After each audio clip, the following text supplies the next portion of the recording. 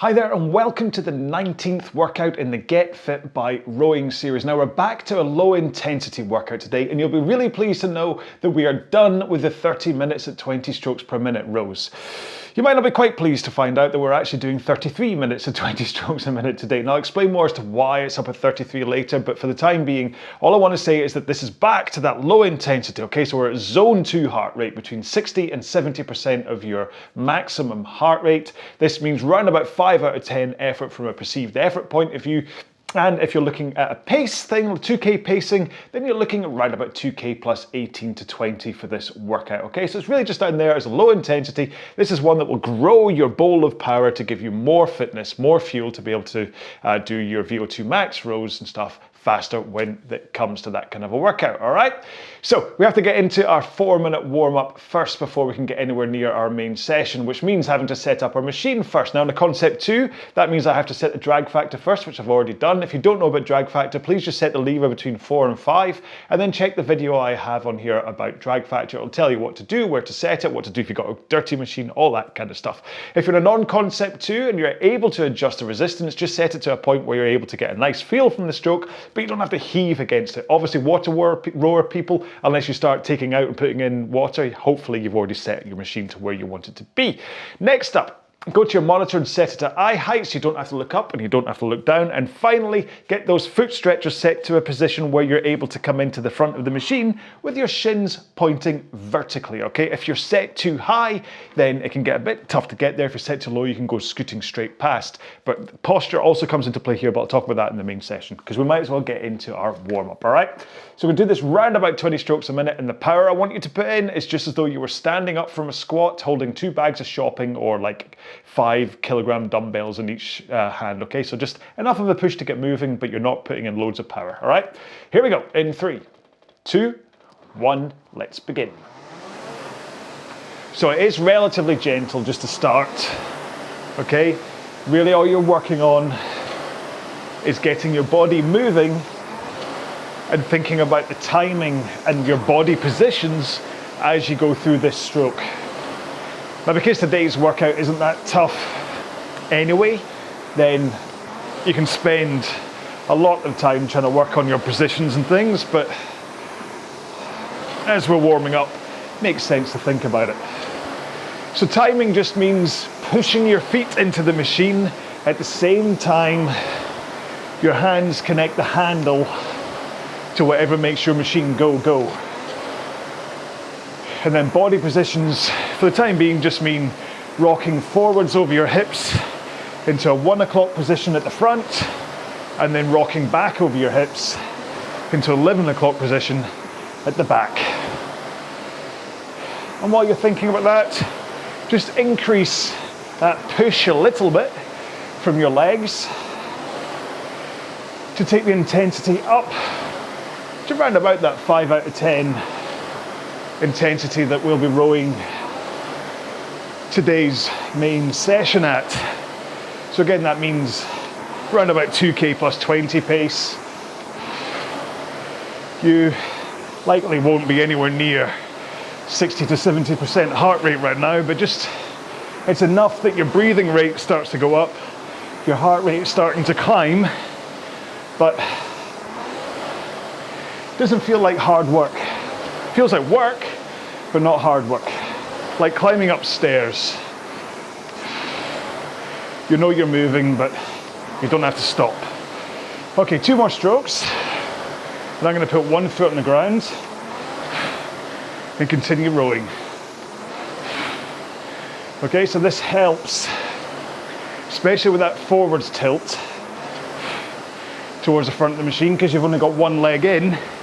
It's easier to get that tilt and shins to vertical at the front.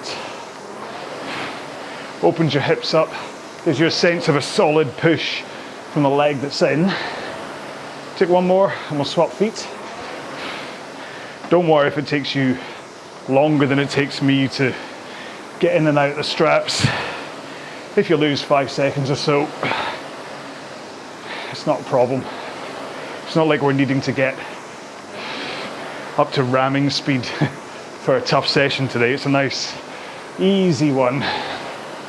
low intensity fitness builder. 2 more strokes here, and then we'll put both feet back in and get those legs straight and row with your back and arms. So that means swinging with your back first from that front to back lean, and as you start that swing and pick up the tension, that's when you pull your arms in, okay? And then out with your arms, then rock over your hips again. Right, arms straight, forwards tilt, roll to the front of the machine, and just press out from the front. Try to see how much of a leg drive you can get while still holding that forwards tilt and straight arms. So don't push too hard, just get used to the feeling of holding your arms straight as you push with your legs. So I know there's so many people out there that do a pull first. Don't do that. Okay. Right, very nice simple warm up today. So have a quick drink, keep on just moving up and down the rail, and I'll go as fast as I can to describe one more time what it is we're doing today. Right then, so in case you wondered, the only reason I have that split there is just to give me a chance to program this into the monitor, that's all. So what we're doing today is 33 minutes at 20 strokes per minute at a low intensity. Now what do I mean by low intensity? I mean 5 out of 10 efforts. I mean 2K plus 18 to 20 if you prefer to work around a 2K training pace, or if you're wearing a heart rate monitor, and actually I've got 3 on today, which I'll explain in a second, then you're between 60 and 70% of your maximum heart rate for this workout, okay? So it's a really simple, easy row. I was about to say gentle, then you see my lips almost saying gentle. It's not gentle, it's just easy. It's low intensity, okay? Designed to build up your fitness, build up the mitochondria in your blood, get you fitter, okay? So this is the point of today's row. So please try and stick between that 60 and 70% heart rate if that's what you're aiming for. Now, because it's 33 minutes and I don't intend to stop, I'm gonna have one last drink before we start. If you suddenly feel you need to stop through this row, then please stop and have a quick swig of something. Hopefully water or electrolytes, not like Jack Daniels. That's a different thing. All right, okay. So, you ready for this? 20 strokes a minute, 1 stroke every 3 seconds. In 3, 2, 1, let's go. Sorry, sometimes I just suddenly think of something to say in the middle of what I'm talking about, hence the Jack Daniels reference. And then it throws me somewhat. There was a thing, I remember, it's one of my friends is a runner, and he was telling me about a thing that he did when he was at university called the Chunder Mile. So a mile is 1,609 meters. And what they do is they would down a pint, then they'd run a pint of beer, then they'd run 400 meters, and then at that 400 meters, they'd down another pint of beer, run another 400, down another pint, and then, how many is that? Well, basically down one every 400 meters and see how they could run a mile. That sounds awful. So, I don't recommend doing similar when you're rowing, okay? Stick to water or a sports drink with electrolytes. Not too much sugar in your sports drink. Certainly not beer or Jack Daniels. So, you know, I'll get to actual rowing stuff in a minute, okay? But my brain's got a lot of stuff banging around it right now, so I'll give you a chance to settle in, think about the technique stuff I mentioned in the warm-up, and then I'll just quickly give you a reminder once I'm done talking about something else.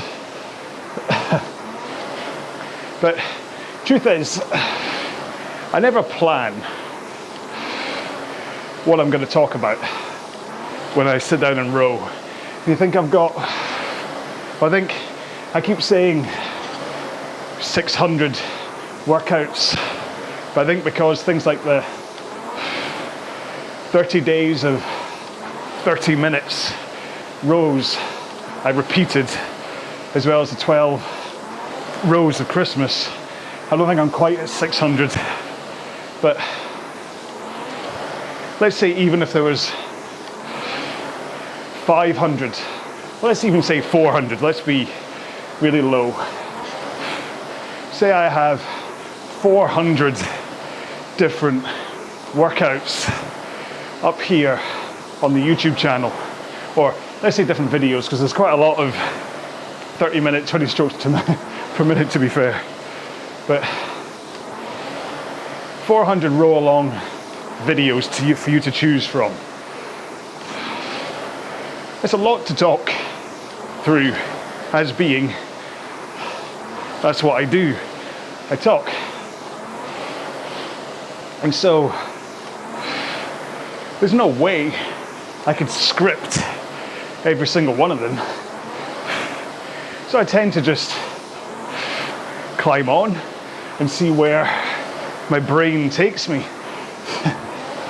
And you can tell the days where I don't have that much to talk about, because they're the days where I tend to focus really quite heavily on technique. But other days, I'll just, either something will happen, it'll be like an episode of Doogie Howser from the, is that 90s? Or, I don't know, insert your favorite sitcom here, where something will happen, or I'll watch a video, listen to a podcast, and it'll give me something to think about that'll usually end up filtering into the workout.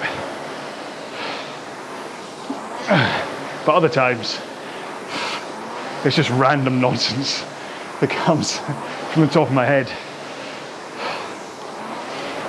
So there's a few things to cover today.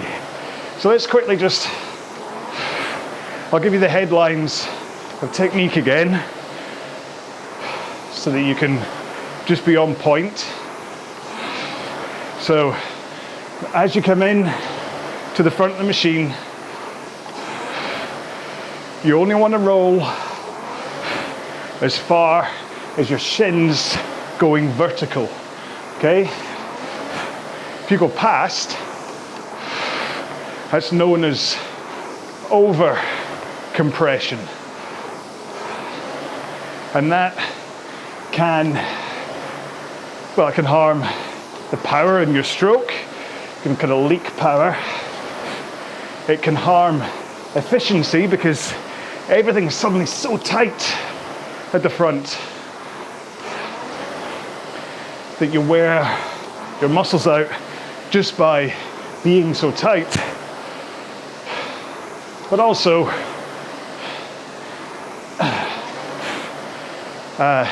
injury can kind of creep in there for both reasons, to be honest. That over tightness can cause injury, but also the fact that you lose the power engagement, that connection between your feet and your hands when you over compress. If you are trying to artificially make up for that lost power by swinging your back too soon, pulling your arms too soon, then that can cause injury too. So, shins vertical. And still at the front, arms straight, fingers hooked over the handle, okay? It's not a death grip. You're not trying to choke the life out of your handle. Just hooked. That gives you a nice open palm. Gives you better airflow when it comes to sweat reduction, but also a straight line of power through your shoulders into your fingers to brace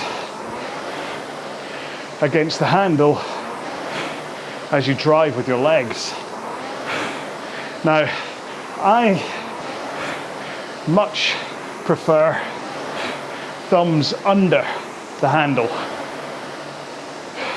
because that then just keeps it all about tendons and ligaments that you're hanging off as you drive. But lots of people row with their thumbs on top of the handle and swear that that is better for them. Although 9 times out of 10, what I see for those people is a really early pull. They're kind of yanking on the handle with the thumbs on top. So if you are a thumbs on top style of rower, just have a quick look at your arms and see if your elbows are bending before here. You want straight arms until pretty much the back of the stroke, where your legs have been pretty much finished, and then you pull in your arms. If you bend your elbows too soon, you're robbing yourself of leg power and inviting potential forearm injuries, which is also why I don't like thumbs on top, because that really, I can get a sense that right in the tennis elbow point is going to get strained if I roll at that for too long. So arms straight, fingers hooked over handle, and a forwards tilt over your hips towards the front of the machine. And I say tilt with a proper, if I could put that in bold, I would. Because coming into the front of the machine is not about curling down, okay? Where everything is rounded and low and weak, which I see a lot. Okay, my pace has just plummeted to 217. Then I straighten up, and then 2 strokes and down to 203 with no perceivable difference in effort. And that crunched up, rounded stroke was really weak and uncomfortable compared to this. I mean, I'm not saying I've got the perfect stroke, let's be fair, nowhere near it. But at least I feel connected, and as though I'm putting in power, because I've tilted forwards, hips rocked forwards, then I drive the legs into the machine. Whereas if your hips are rotated backwards the whole time, you can't get that connection through your back. There's just no way. Whereas come forwards, rock in. Now that power travels up through my posterior chain, through my arms, into my fingers, and I can brace against the handle. So arms straight, shins vertical, forwards tilt, and then you want to get used to kind of the biting point of your machine. And that feel for the moment when your handle connects to it. So the concept too, that means the chain makes the cog spin and the flywheel kind of catches the air. On a water rower, it means the blades in the water start spinning. And what you want to do is at this exact point your hands connect, you push your feet into the machine while holding that forwards tilt and straight arms. And that's how the power floods into the machine from your feet, and from your feet only. Okay, so push. It's all about feet, legs, legs, legs. And then once your legs are past halfway in the drive, that is when you finally swing your back from that forwards tilt to a backwards tilt. So from 1 o'clock to 11. And yes, your hips will tilt backwards at that point, obviously, naturally. But the important part is on the recovery to tilt forwards again. That's a bit later. So you go legs back, legs back. And once your backswing starts, that is when you finally bend your elbows and pull in with your arms. Now your arms are really only about 15 to 20% of the finishing power of the stroke. The rest of the time, they're just a conduit for power. But you still want to get that 15%. So make sure to finish nice and strong. Elbows go through your sides. You can have a slight outwards flare if you want, in order to keep wrists as flat as possible.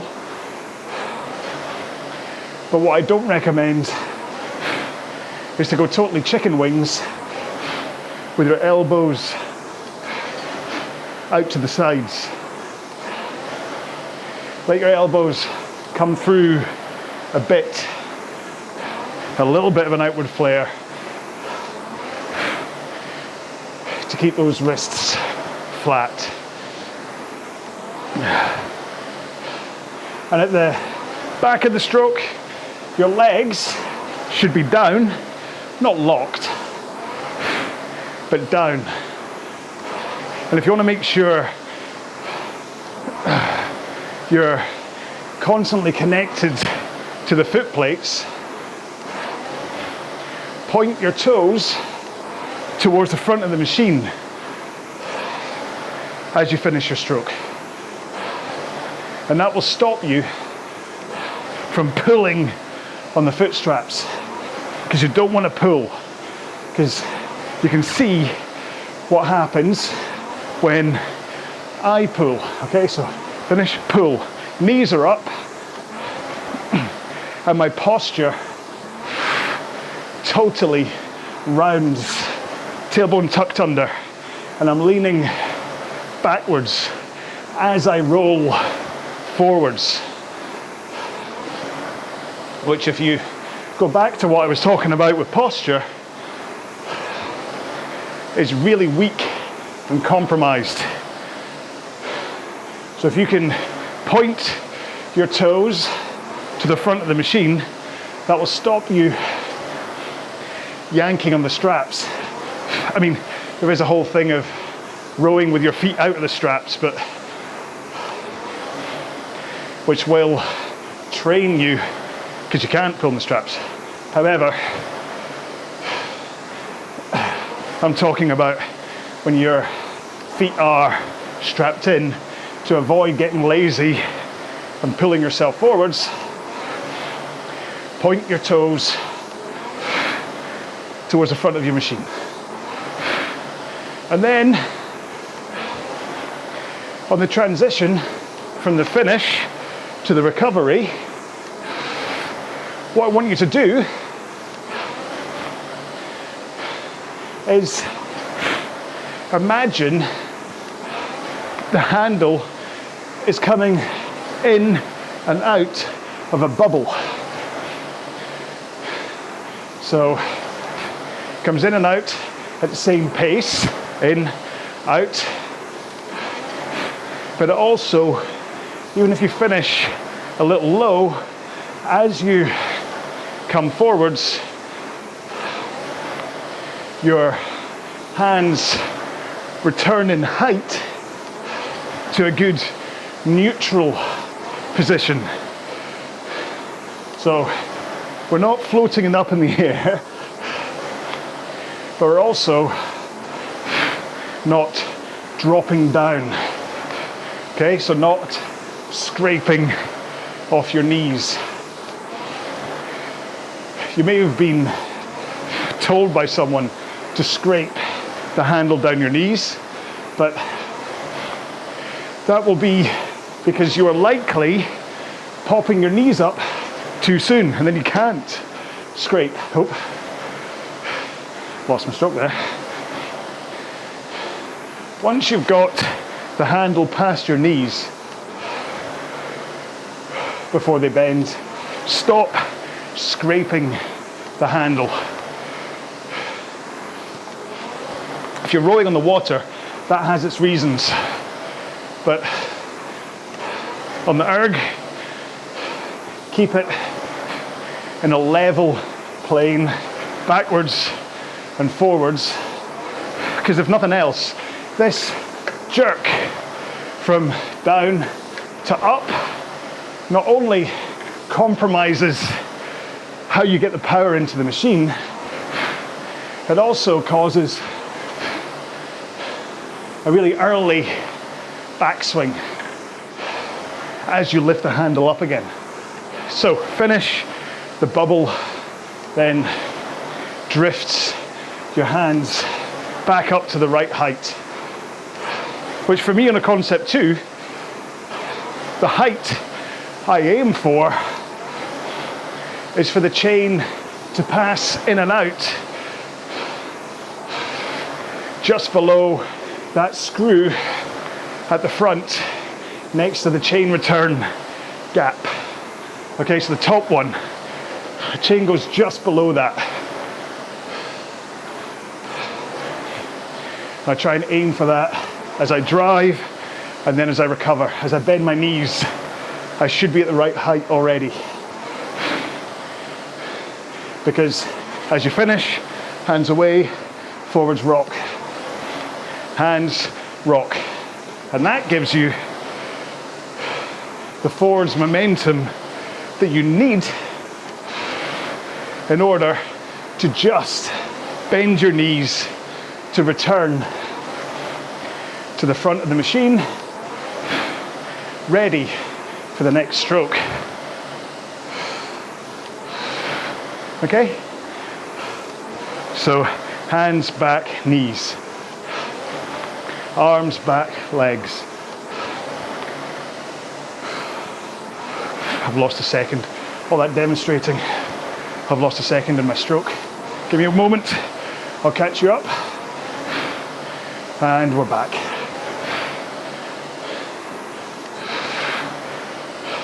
And that's it. So it's all about getting into the right positions and then a good rhythm, nice and fluid. I said before, many times, right back to when I first started making these, that rowing is like Tai Chi or a dance on the machine. It used to be fluid and rhythmic. You're not jerking from stage to stage. You're not holding the handle finish against your chest. You're not pausing at the catch, at the front. Everything just moves from phase to phase. So you go legs, back, arms, arms, back, legs. And the drive is the more powerful side of the equation. Drive for 1, recover for 2. 1, 2, 3. 1, 2, 3. Okay? Right, that was more than a headline on technique. That was pretty comprehensive. And there's still stuff I left out. So, I've got 3 heart rate monitors on today. I've got my zone, which I'm not set up to see on screen. I've got my Apple Watch, which is connected to Erg Zone, so I can check my percentage, which is a little high right now. And I've got something new on my right wrist. I'm going to do a review of this in the coming weeks, but it's a new sports watch that's geared more towards your health. So it checks your blood oxygen, heart rate, resting heart rate variability, and really importantly, and something I've not seen on another watch, blood pressure. So I've tested it a couple of times so far, and it seems okay. I want to do a proper comparison for the blood pressure versus an actual blood pressure cuff that I've got instead of this wrist-based one. But anyway, that's why I have 3 heart rate monitors on today. It'll also be interesting to see what the readings are between all 3. So anyway, look out for that review. Basically, I don't know if there's room in the market for another sports watch. Pretty much Apple, Garmin and Polar have got the market sewn up, but the blood pressure testing on this one at least gives it a reason to be in the market. Okay, so coming up for 7 minutes to go. And you may be wondering why I made today's row 33 minutes non-stop instead of like the 30s we've been doing, or 2 times 15 or 3 times 11. Well, purely because this is us almost at the end of week 5 with only 1 more week to go. And although I've made it abundantly clear through this plan, or this series, that this is about getting fit, not about performance, eventually we have to deal with the fact that that base fitness is probably at its kind of peak for how we've been training you'll possibly have plateaued at zone 2 for half an hour. So although when we started, these sessions would have been monster good at increasing your fitness, at building up your mitochondria, improving your blood and your ability to keep yourself oxygenated and get the CO2 out, the fitter you get, the more your body will just get used to this kind of a session, get more efficient at it, and the gains that you'll get won't be as large as they were when we started. And for zone 2, the real low intensity stuff, you basically have to start increasing the duration you're doing these at, because you don't want to increase intensity for zone 2 stuff. You want to increase duration. So basically this one's 33 minutes, and then we'll do our hard tempo session, and the next one will be 35, and then the very last one will be 40, all geared so that I can pat you on the bottom, send you on your way, and you can start to increase duration of your rows on your own. Bearing in mind I do have lots of 40, 45, 50, 55, 60 sessions up here on the YouTube channel. And at first, you might want to do 4 times 15 with 1 minute rest. That's okay, because it's still pushing you past what we've done so far. So what started off as a get fit by rowing, so building you up from unfit to fit over the course of, well, almost 5 weeks, is now becoming get fitter. And hopefully you'll continue to extend your zone 2 rows at the same time as focusing this fitness towards something else, whether that's just getting a lot fitter for something like a 60-minute time trial or a half marathon or even a marathon, or whether it's attacking a 2K PB or a 5K or whatever.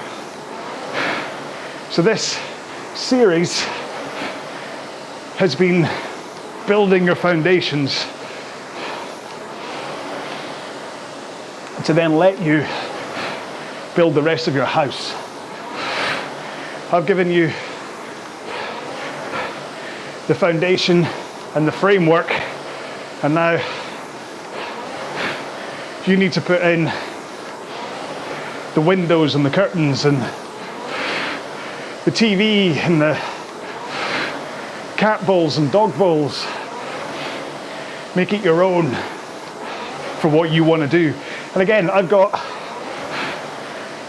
loads of plans and sessions entirely for free that you might want to look at next if you're not bored of me.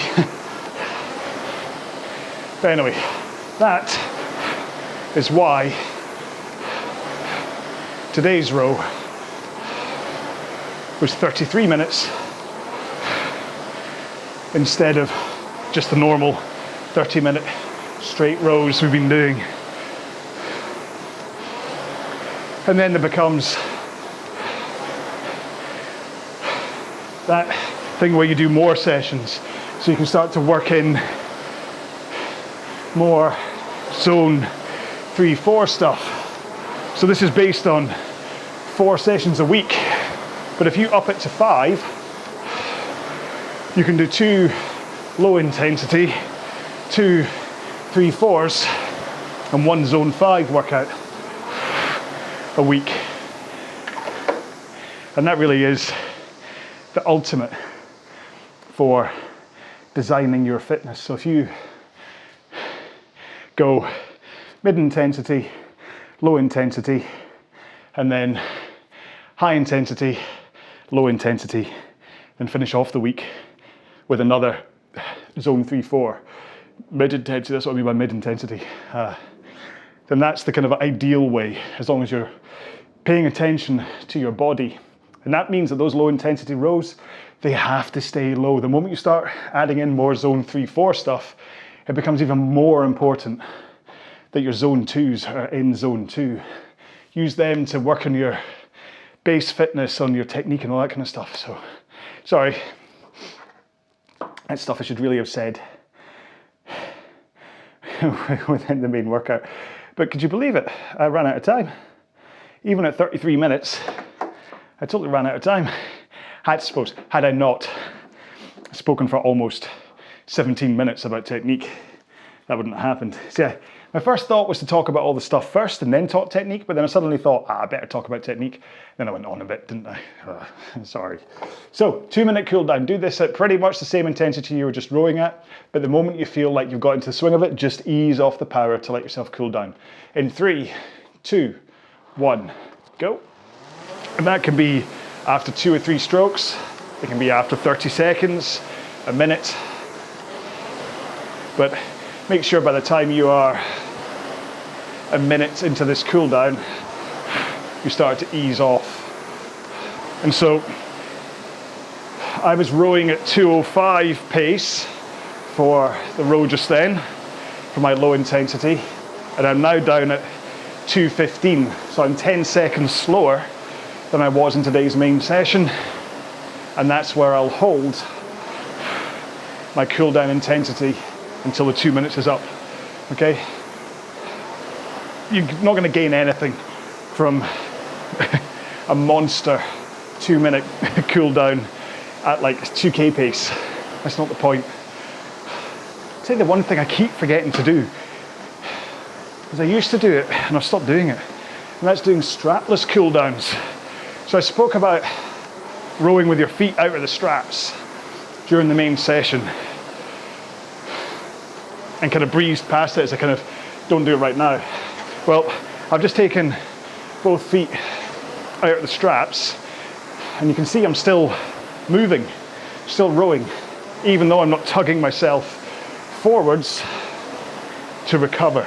And that's because I have a good, well, or goodish posture at the back of the stroke, but importantly, my arms away and that forwards rock are the momentum that it needs, so that as I get into that forwards rock, all I have to do is bend my knees and I will roll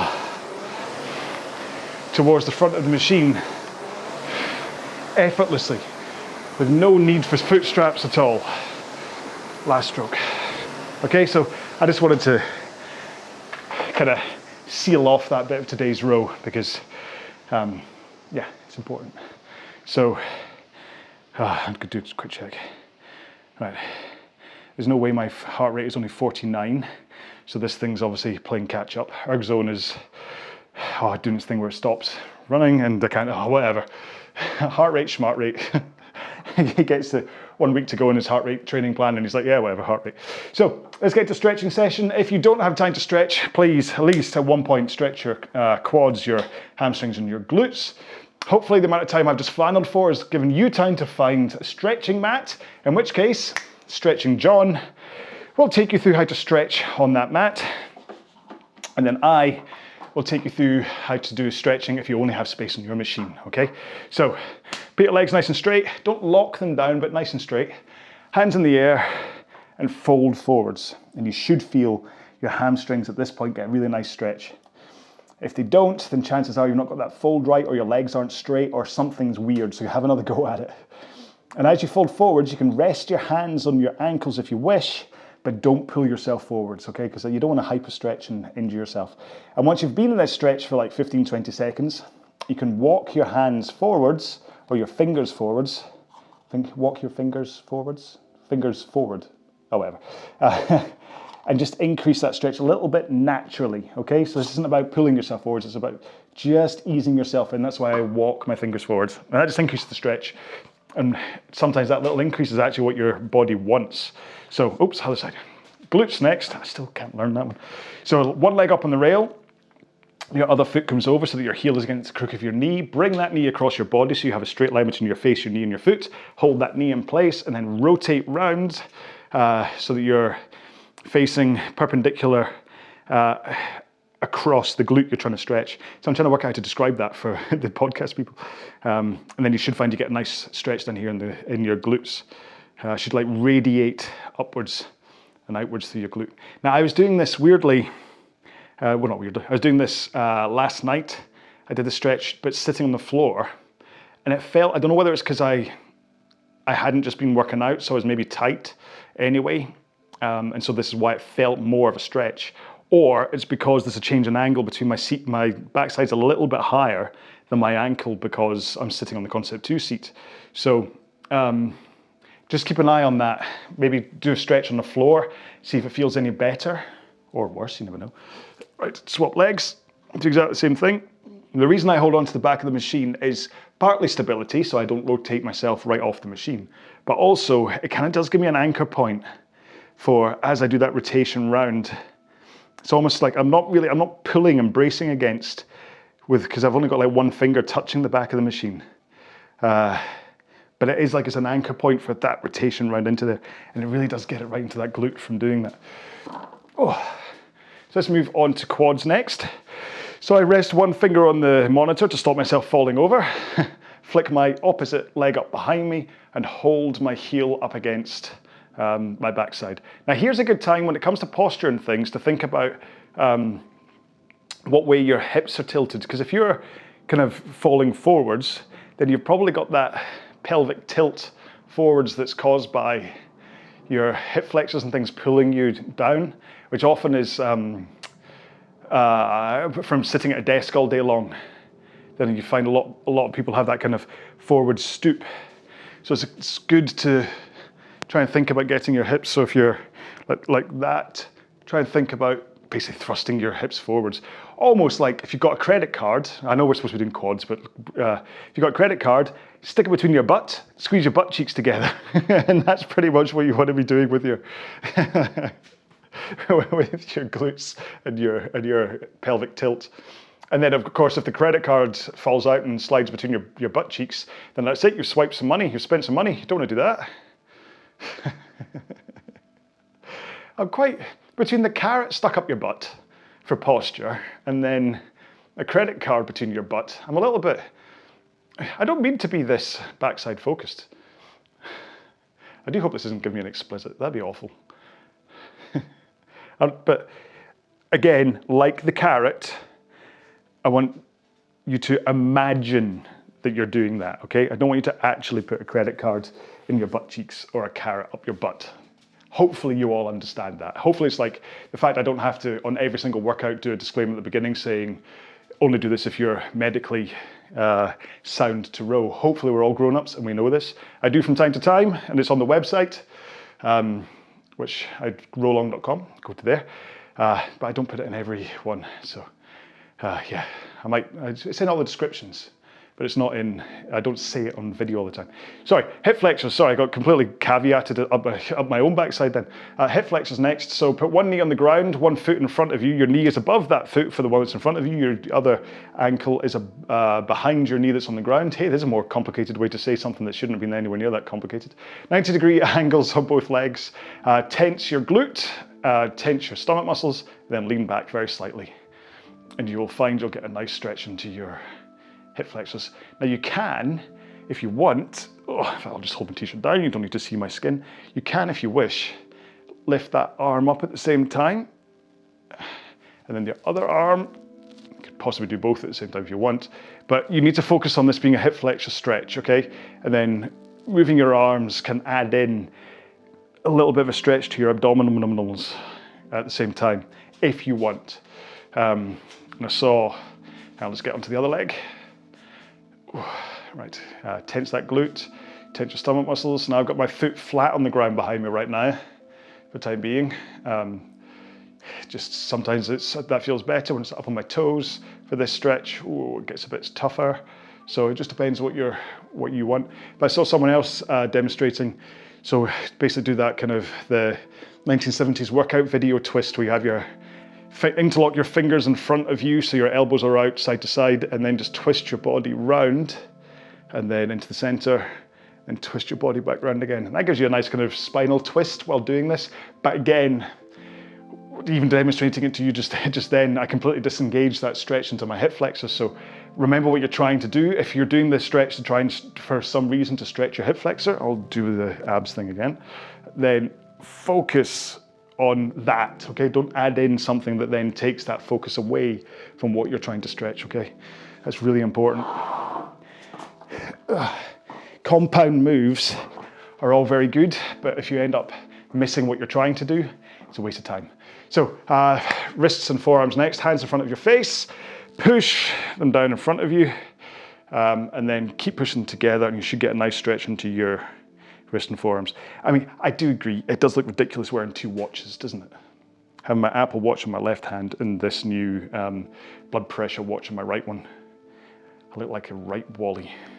Two watches, John. That'll be my nickname. Yeah. Like I say, I'll do a proper review of this fella once I've had it for a couple of days and I'm used to it, and I've got used to how I have to have it on my wrist for blood pressure things, because I've found out if it's not tight enough, or if it's set too far forwards, it doesn't do the blood pressure reading properly. So, right, shoulders next, hands straight out in front of you, bring it across your body, use your other arm, loop it across, and then that can just add in a little bit of a pull of that straight arm against your body, okay? And that'll give you a nice stretch up into your shoulders. Again, if you're on the podcast and you're like, I have no idea what he's just done, I do recommend loading up one of my YouTube videos, skipping towards the end. You'll see the stretching session and you'll see what I'm doing. Or I do have on the website, there's the Stretching John poster, which just has like still images of what I'm doing, which should be enough for you to work it out. But just check out the YouTube thing. I mean, regardless, check out the YouTube thing, watch the videos. I mean, why not? Why, if you have your phone in front of you, why not see me doing all this stuff instead of just listen to me do all this stuff? Unless, of course, you're downloading it beforehand and, you know what I mean. I know why people listen to the podcast. Because they can't stand the look on my face. Yeah, no, I do. It's like, sometimes I get it. You just want to switch off. You need some kind of accompaniment, even if you're not listening to what I'm saying during the podcast. Actually, just having this kind of noise going on in your ears while you're rowing is enough just to kind of keep you entertained enough, motivated and whatever to get to the end of a workout. And to be honest, that's fine by me. That's kind of the whole reason I started doing these online videos, even back when I was under a different name, was really just to make people get through workouts that they otherwise wouldn't have done. Let's do biceps next. So hands straight behind you, and then rotate your thumbs outwards. There you go, it's like you're flying, whee, and that'll stretch the long head of your bicep. But yeah, when I started this, I was just kind of thinking, right, I know, because I knew lots of people that would row in gyms and stuff and had no idea what to do, and they're like, I just find it really boring, 10 minutes in, I'm really bored. And so I said, right, okay, I want to address this. I'll start making my rowing videos. And then, admittedly, the first few I made were probably just as boring as rowing on your own, but over time, hopefully, by talking a bit more and being a little bit more kind of off topic from time to time, not all the time, but a little bit more off topic from time to time. Hopefully it makes it so that it's a little bit more enjoyable to listen to me while you're rowing. Let's do triceps next, hand up in the air, then it falls down the back of your spine. Ow, what have I just done? Crow. And then your elbow will point up to the sky, use your other arm to pull on that elbow to help it point to the sky. Sorry, I got completely distracted because something kind of went. My shoulder suddenly decided that it wasn't going to move the way it's designed to move. Could possibly be I was doing tricep pull downs last night, where instead of standing up straight to do the tricep pull down, you have like a kind of a, you stand further away from the pull down point. So instead of kind of going pull and pull, you're kind of further away. So you're kind of, you're bent. So you kind of, you pull and it gets more shoulder action in there as well as the triceps. Swap arms. But as a result, my shoulders are like, oh, do you remember we did something last night? We're a wee bit tender now. Can we not do that again? But then, of course, every part of me says, hey, that felt like it did something, so I want to do that again. But importantly, have to wait a day. If you ever do something that kind of makes your muscles go wibbly wobbly like mine are right now, give it at least a full day recovery before you do the same thing again. Oh, what's going on with my hair? Good grief. I'm turning into like a, I don't know, like a teddy boy. I've got like that kind of point that's happening at the front. I don't know what to do with my, anyone got any ideas what to do with my hair? I don't like it being super short. I just, I don't know. Anyway, sorry. Don't know what, I mean, obviously you don't care about my hair. I don't care about my hair either, to be fair. So, right, okay, there we go. So that was row 19 of the Get Fit by Rowing series. Hopefully, it was a good refresher of technique. Hopefully, you understood what I was talking about the need to now progressively increase these zone 2s. That if you're going to stay within that 60 to 70% zone 2 rowing, then at this point, now that we've got ourselves fit, I hope, we need to start pushing on duration a little bit in order to get more improvement from it. You can hover around that 30 minutes to 20 strokes a minute, but you'll just plateau. You'll just kind of stay there.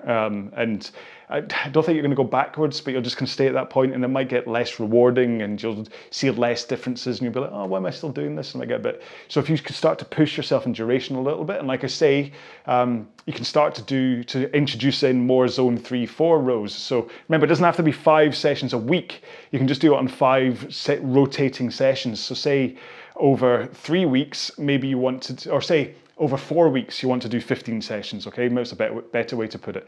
So instead of it being 5 sessions a week for 4 weeks, which would be 20, you kind of say, right, I'm going to fit 15 sessions over those 4 weeks, but you still go mid, bottom, top, bottom, mid as you go through them.